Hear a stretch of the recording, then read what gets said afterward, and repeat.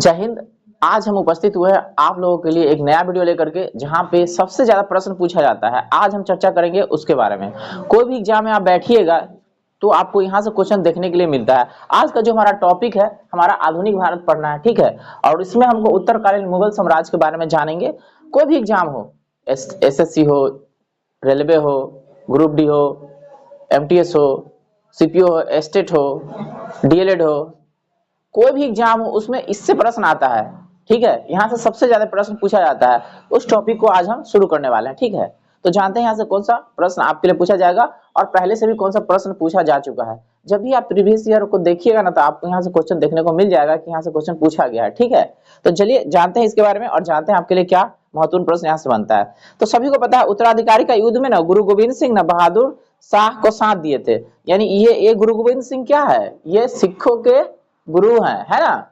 सिखों के गुरु बताया ना आपको।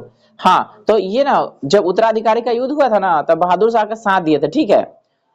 ठीक है, तो यहाँ से क्वेश्चन बनेगा कि गुरु गोविंद सिंह ने जब उत्तराधिकारी का युद्ध किया था तो किसका साथ दिए थे, तब बहादुर शाह का। यही आगे जाके ना बहादुर शाह जफर कहलाएगा, ठीक है। कुछ यहाँ पे आपको जानना है संस्थापक, यानी जब इधर मुगल साम्राज्य चल रहा था ना, तो मुगल साम्राज्य के समय में कुछ राज्य जो स्वतंत्र हुए थे, छोटे छोटे राज्य, उसके बारे में, ठीक है, बताएंगे आपको। जैसे कि बाबर के समय में दक्षिण भारत में क्या था पता है ना आपको, संगमरमर नहीं चल रहा था। हाँ, तो यहाँ का बाबर का राज था, तो वहां कृष्णदेवराय का राज था, ठीक है। तो उसी समय जब यहाँ पे मुगल साम्राज्य चल रहा था, तो भारत में छोटे छोटे राजवंश जो स्थापित हुए, जो स्वतंत्र हुए, उसके बारे में जानना जरूरी है, जहां से प्रश्न पूछता है, ठीक है। जैसे आपको पूछेगा कि अवध के संस्थापक कौन है, परीक्षा में प्रश्न आ चुका है, तो इसके है शहादत खां। थोड़ा जोर से बोलिएगा तो ज्यादा स्पष्ट रहेगा, ठीक है। अवध के संस्थापक है, आखिरी थे वाजिद अली शाह, ठीक है। तो पूछेगा आपको अवध के संस्थापक कौन है, शहादत खां। उसके बाद हैदराबाद के संस्थापक है, इसको कहते हैं चिनकलीज खां, या इसी का पूरा नाम है निजामुल मुल्क आसफ जहां, इसी का बड़ा वाला टाइटल है, ठीक है। तो पूछेगा हैदराबाद के संस्थापक कौन है, चिनकलीज खां। तो परीक्षा में अगर चिनकलीज खां लिखा है तो समझिए इसी के बारे में पूछ रहा है, ठीक है। अगर बड़का वो लिखा है निजामुल मुल्क आसफ जहां, तो समझिए कि इसी को ना बड़ा वाला टाइटल दिया गया था जब राजा बना था, गद्दी पर बैठा था तब, समझ गए, यानी बादशाह बना था तब, ठीक है। उसी तरह से रुहेलखंड है, इसका नाम वीर दाऊद एवं अली मोहम्मद खां संस्थापक है। और बंगाल के देखिए, बंगाल का मुर्शिद कुली खां, मुर्शिद कुली खां, समझ गए। बंगाल को स्वतंत्र कौन करवाया था, मुर्शिद कुली खां, ठीक है। स्वतंत्र राज्य वहां पर स्थापित किया था मुर्शिद कुली खां। बंगाल के संस्थापक कौन है, मुर्शिद कुली खां, मतलब स्वतंत्र करवाया था, ठीक है। कर्नाटक है सादुल्ला खां। उसी तरह से भरतपुर के चूरामल एवं भदन सिंह, ठीक है। इस जो अभी हम पढ़ाई, इसमें से सबसे ज्यादा जो पूछा जाता है अवध के बारे में, हैदराबाद के बारे में और बंगाल के बारे में। इसको टिक लगा लीजिए और जब भी एग्जाम में बैठिएगा एक बार ना इसको देख लीजिएगा कि यहाँ से आपके लिए क्या प्रश्न आया है, ठीक है, ताकि आपको रिवीजन अच्छा से रहे, तो वहां पे आपको कंफ्यूजन ना हो, ठीक है। तो फिर से बोल देते हैं, अवध क्या है, शहादत खां, और हैदराबाद के चिनकलीज खां जो पूछता है परीक्षा में, और आपको बंगाल के है मुर्शिद कुली खां। ये तीनों ना ज्यादा हिट क्वेश्चन है, ज्यादा पूछा जाता है, ठीक है। आगे बढ़ते हैं, आपको कहते हैं मुगल सम्राट मोहम्मद शाह ने शहादत खां को ना बुरहान उल मुल्क की उपाधि दिया था। यानी कि मुगल का एक राजा है जिसका नाम है मोहम्मद शाह, ये ना शहादत खां को बोला था मुबारक खां, मतलब उपाधि दिया था बुरहान उल मुल्क के, बुरहान उल मुल्क के उपाधि है, मतलब ये उपाधि दिया था बुरहान उल मुल्क के। तो परीक्षा में पूछेगा बुरहान उल मुल्क के उपाधि किसे दिया गया था, शहादत खां को। और किसने दिया था, मोहम्मद शाह। कहता शहादत खां का असली नाम ना मीर मोहम्मद अमीन था। तो ये भी पूछ सकता है आपसे कि शहादत खां के असली नाम क्या है, मीर मोहम्मद अमीन था। आप लोगों से ना क्वेश्चन पूछते हैं, ठीक है, पीछे हम आपको पढ़ाए हैं और आप लोग भी जवाब दे सकते हैं। किसी का ना बचपन का नाम था रामतनु पांडे, पढ़ाए हैं,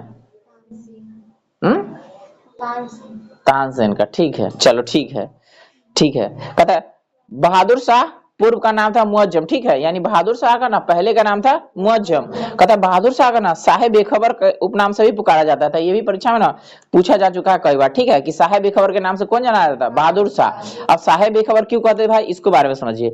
जहांदार शाह अपने ना शासनकाल में लाल कुमारी नाम की ना बेस्या को ना हस्तक्षेप करने का आदेश दे रखा था। यानी कि वो जो थी ना, इसका ना राजपाट चलाते थे, ठीक है, मतलब उसको ना दे रखा था पावर राजपाट चलाने का, ठीक है। तो ये भी पूछता है कि जहांदार शाह के समय में निम्नलिखित में किसको राजपाट चलाने का हस्तक्षेप दे रखा था, लाल कुमारी नाम की एक बेस्या, ठीक है। मुगल कालीन इतिहास में सैयद बंधु दो व्यक्ति का नाम है, ठीक है, हुसैन अली और अब्दुल खां, इसको कहते हैं सैयद बंधु। तो यहाँ से क्वेश्चन पूछा जा चुका है, निम्नलिखित में से सैयद बंधु के नाम से कौन जाने जाते हैं? तो हुसैन अली खां एवं अब्दुल्ला खां, ये दोनों को ना कहते हैं सैयद बंधु, ठीक है। इसको ना शासक निर्माता के रूप में जाना जाता है। तो परीक्षा में पूछेगा निम्नलिखित में से वह कौन व्यक्ति मुगल साम्राज्य में शासन निर्माता के नाम से फेमस थे? तो सैयद बंधु, सैयद बंधु समझ में आ गया। सैयद बंधु को क्या कहते हैं? शासन निर्माता। शासन निर्माता क्यों कहते हैं? क्योंकि ये लोग ना युद्ध में जीत जाता था, खुद राजा नहीं बनता था, राजा किसी को बनवाता था, ठीक है। ये दोनों भाई है, ठीक है, उसको कहते हैं सैयद बंधु, ठीक है, समझ गए। बंधु मतलब भाई, ठीक है। एक के नाम है हुसैन अली, दूसरा क्या है? अब्दुल्ला खां। तब पूछेगा आपको निम्नलिखित में से किसे मुगल काल में शासक निर्माता के रूप में जाना जाता है? लेकिन वहां लिखेगा सैयद बंधु, ठीक है, ओकरे नाम है, ठीक, उसी को उपाधि है, ठीक है, तो ध्यान रखिएगा, ठीक। कहता है जहांदार शाह को ना लंपट मूर्ख कहा जाता है, ये भी परीक्षा में आ चुका है कि निम्नलिखित में से लंपट मूर्ख के नाम से कौन जाना जाता था? हाँ, मुगल काल में लंपट मूर्ख के नाम से जाना जाता था जहांदार शाह को। कहता है फर्रुखसियर और मुगल वंश का घृणित कायर, ये भी पूछ चुका है, ठीक है, कि घृणित कायर के नाम से किसे जाना जाता है? फर्रुखसियर, याद रहेगा, मुगल वंश का घृणित कायर। अब देखिए, सुंदर युवतियों के प्रति अत्यधिक रुझान के कारण मोहम्मद शाह को रंगीला बादशाह। अब पूछेगा मुगल काल में निम्नलिखित में से किसे रंगीला बादशाह के नाम से जाना जाता है? क्यों जाना जाता है भाई? हाँ, जो सुंदर सुंदर है ना, तो जो सुंदर युवती है तो उसको पसंद करता है ना, हाँ, तो उसके तरफ ना ज्यादा अट्रैक्टिव हो जाता है, इसलिए कहता है सुंदर युवती के प्रति अत्यधिक रुझान के कारण मोहम्मद शाह को ना रंगीला बादशाह कहते हैं। तो पूछेगा रंगीला बादशाह कौन है? हाँ, मोहम्मद शाह को जानते हैं रंगीला बादशाह के नाम से, समझ गए। आगे बढ़ते हैं। कहता है एक संगीतकार के रूप में ना मोहम्मद शाह ने अनेक ख्यालों की रचना की है, यानी कि संगीत को भी जानता था, ठीक है, अनेक ख्याल भी लिखा है। कहता है तुरानी सैनिक हैदरबेग, यानी हैदरबेग कहाँ के रहे? तुरानी के। हाँ, 9 अक्टूबर 1720 को सैयद बंधु को ना में से एक हुसैन अली को ना हत्या कर दिया, यानी कि सैयद बंधु दो था ना, उसमें से ना हुसैन अली को मार दिया। कौन? हैदरबेग। हैदरबेग ना उसको हत्या कर दी। तो आपको पूछेगा कभी कि हुसैन अली की हत्या किसने किया? हैदरबेग, याद रहेगा ना।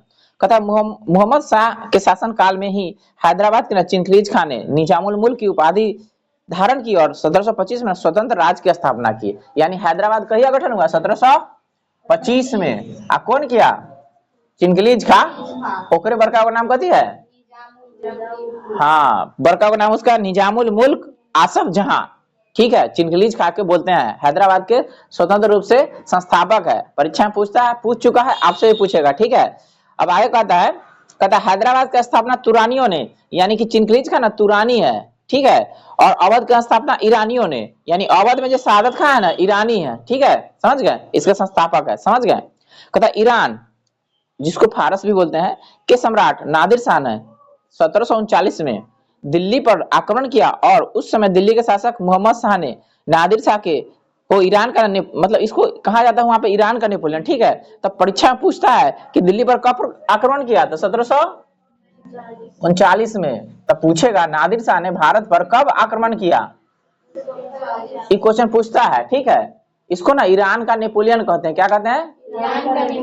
ईरान का नेपोलियन कौन है? अरे नादिर शाह। हाँ, भारत का नेपोलियन समुद्रगुप्त पढ़ा है ना, तो उसी तरह से ईरान का नेपोलियन है, ठीक है। तब पूछेगा नादिर शाह ने भारत पर कब आक्रमण किया? 1739। थोड़ा जोर से बोलिए तो ज्यादा अच्छा रहेगा, ठीक है। उस समय दिल्ली का शासक मोहम्मद शाह था। तो पूछेगा नादिर शाह के आक्रमण के समय दिल्ली का राजा कौन था? मोहम्मद शाह, ठीक है। आगे बढ़ते हैं। कहता नादिर शाह लगभग 70 करोड़ रुपए की धनराशि और शाहजहां का बनाया हुआ तख्ते ताउस और कोहिनूर हीरा लेकर ना वापस लौट गया फारस, ठीक है, मैंने अपना देश चला गया, ठीक है। तो आपको पूछेगा यहाँ से तख्ते ताउस को कौन बनवाया था? जो आपको पीछे मुगल काल में पढ़ा चुके हैं, ठीक है, इसके बारे में शाहजहां के समय में ही पढ़ा चुके हैं। तख्ते ताउस को बनवाने वाला बेबावत खां, पढ़ा है ना, बेबावत खां, ठीक है, समझ गए। तो तख्ते ताउस ले लिया, वो चला गया, ठीक है। कोहिनूर हीरा भी साथ में लेके चला गया, ठीक है। तो पूछेगा कोहिनूर हीरा कौन लूट के ले गया? नादिर शाह। कहिया ले गया? 1739 में। 1739 में, 1739 में, समझ गए। 1739 में कोहिनूर हीरा लूट के ले गया, ठीक है। तख्ते ताउस पर ना तख्ते ताउस का दूसरा नाम है मयूर सिंहासन, तख्ते ताउस का दूसरा नाम है मयूर सिंहासन, ठीक है। तो कहता है तख्ते ताउस पर बैठने वाला अंतिम मुगल शासक ना मोहम्मद शाह था। ये भी परीक्षा में पूछता है कि तख्ते ताउस पर बैठने वाला अंतिम मुगल सम्राट कौन था, मोहम्मद शाह। आपको ना ये भी पूछ सकता है, यानी मुगल साम्राज्य का अंतिम राजा था मोहम्मद शाह, जो ना तख्ते ताउस पर बैठा था, ठीक है। आगे आपका शाह आलम द्वितीय, जिसको ना अली गौहर के नाम से भी जाना जाता है, शाह आलम द्वितीय जिसको अली गौहर के नाम से भी जाना जाता है, ठीक है। शासन में 1803 ईस्वी में अंग्रेजों ने दिल्ली पर कब्जा कर लिया, यानी कि जब अंग्रेज भारत में आया ना, अंग्रेज भारत में आया, अरे उधर 1757 की कहानी पढ़े है ना, तो जब 1757 की कहानी पढ़ाएंगे तो 57 के बाद ही ना 1803 आएगा। हाँ, तब मेरठ में जो क्रांति चालू हुआ था 10 तारीख को, तो वो ना वहां के व्यक्ति ना सब दिल्ली चला गया था, ठीक है, और राजा को ना अपना राजा मान लिया था, ठीक है, अंग्रेज से लड़ रहा था। लेकिन उसी समय ना 1803 में दिल्ली को ना कब्जा में ले लेता है अंग्रेजवा, ठीक है, 1803 में, यानी उतना दिन से संघर्ष चल रहा है। अरे 57 में चालू हुआ था ना, हाँ 1757 उतना दिन से चल रहा है, फिर 1857 में भी चालू होगा ना, 1857 में, तो यहीं से ना आग भड़कते भड़कते जाता है, फिर 1857 में चालू होता है, ठीक है। तो वो चलते चलते 1947 में हम लोग आजाद हुए ना, तो ठीक है। तो 1803 में क्या हुआ, वहां ना शाह आलम द्वितीय राजा था, ठीक है। तो अंग्रेजवा ने क्या किया, पूरी तरह से दिल्ली को ना अपने कब्जे में ले लिया, यानी इससे पहले दिल्ली को ना अंग्रेज नहीं जीता था, इससे पहले नहीं जीता था। आपको 1757 प्लासी की लड़ाई पता है, 1764 बक्सर की लड़ाई पता है, ठीक है। तो आप देखे कि बंगाल को जीत लिया, बिहार को भी जीत लिया, लेकिन अब दिल्ली को जीतेगा। तो अंग्रेज दिल्ली को पूरी तरह से कब जीता है, 1803 में, क्योंकि पीछे आप मराठा भी पढ़े हैं ना, मराठा भी दिल्ली पर कर रहा था, ठीक है। तो अब ना पूरी तरह से दिल्ली को कब्जा कर लेगा अंग्रेज, कही 1803 में, ठीक है। तो ये बात पूछता है, ठीक है, कि अंग्रेजों ने दिल्ली पर कब अधिकार कर लिया, 1803 में। उस समय राजा कौन थे, शाह आलम द्वितीय, इसको कहते हैं अली गौहर, ठीक है। फिर आ गया पानीपत का तृतीय युद्ध, जो पीछे पढ़ा है, जिसमें मराठा हार गया था, ठीक है। तो 1761 में मराठा एवं अहमद शाह अब्दाली के बीच हुआ था, दोनों के बीच लड़ाई हुआ, ठीक है। एक तरफ है अहमद शाह अब्दाली, एक तरफ है मराठा, ठीक है, जिसमें ना मराठा हार गया, अहमद शाह अब्दाली जीत गया, ठीक है। इस युद्ध में ना मराठा की हार हुई, ठीक है। तो आपको पढ़ाया है गजनी ने भारत पर 17 बार आक्रमण किया, उधर पढ़ा है ना, ठीक है।